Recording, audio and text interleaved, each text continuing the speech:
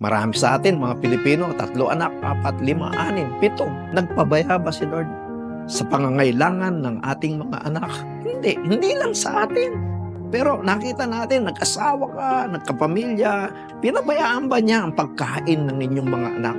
The problem is, siya ba ay ating sinusundan sa ating pamumuhay? Siya ba ang mahalaga sa atin, sa ating paglalakbay? Siya ba ang priority natin sa araw-araw? Sa paggising ba natin sa umaga? Naaalala ba natin siya? Sa gabi bago tayo matulog, nakapagpapasalamat ba tayo? Sa kalakasan ng taglay natin, nakapagtrabaho ka, nakakalakad ka, nakakakita ka, nakapagpapasalamat ka ba? Kapatid, kung mabubuksan mo lang ang iyong isip sa lahat ng ating ginagawa, hindi ka matatapos ng kapapasalamat sa ating Diyos na buhay.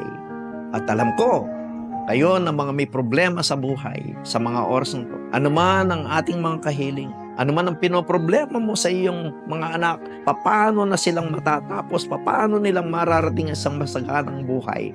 Isa lang ang sagot ko, sumunod ka kay Jesus, pagpapalain ka. At ang lahat ng maaaring iniisip mong ikabubuti ng iyong pamilya, higit pa ang pagkakaloob ng Diyos sa atin.